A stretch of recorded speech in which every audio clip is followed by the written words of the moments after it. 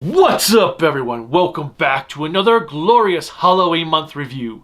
I am the Kaiju no Kami from the Toku and Animation News Network, and today is a quickie review of the Netflix movie Don't Move.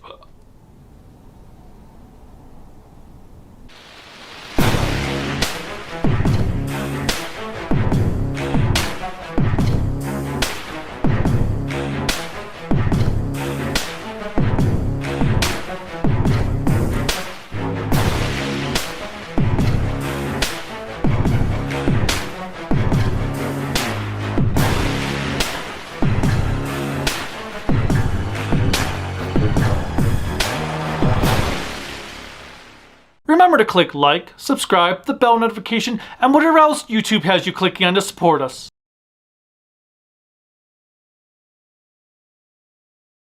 Don't Move is the story of a distraught woman who lost her son, goes up in the mountains to do something she probably shouldn't, meets a guy who ends up kidnapping her, and then she has to fight for her life.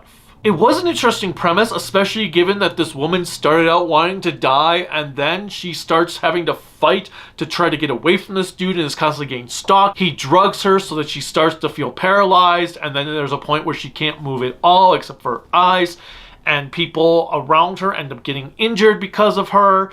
All because the psychopath just wants to have some fun with her before he kills her. It was an enjoyable, entertaining film. You really felt for this woman and you're like, man, for someone who had some interesting thoughts, you sure now really want to actually live, which did help in the movie's favor. It's very fast-paced. It's only 85 minutes before credits.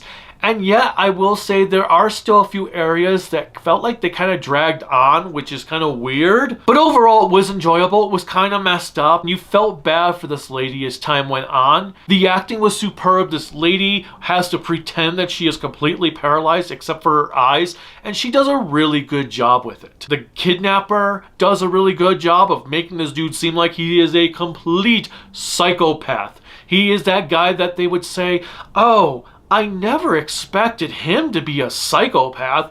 Really? You never expected him to be a psychopath? Okay. Maybe you didn't know that person that well if you didn't expect that.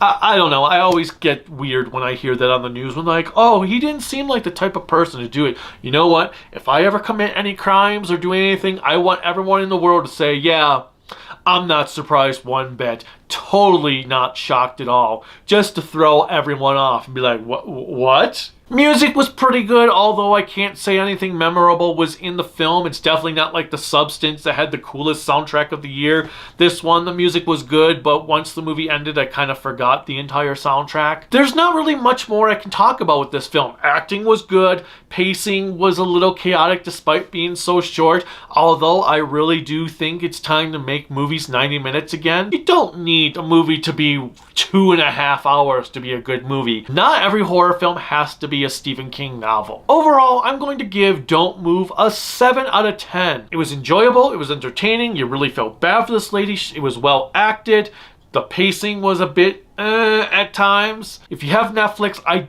definitely recommend giving it a one-time watch. It's worth it. Have you seen Don't Move? If not, what's your favorite don't whatever movie? Don't breathe, don't move. What are we gonna have next? Don't cough, don't sneeze, don't fart, don't smile. Whatever. Click like, subscribe, the bell notification, whatever else YouTube has clicking on to support me. You can support me on Patreon and Bluesky at tokuaannetwork, Facebook, Instagram, Discord at Kaiju no Kami, and my website is creativitybydesignllc.com. You can also buy cool Kaiju no Kami merchandise at creativitybydesignllc.com/shop. There's also a link in the description below. Until next time, bye.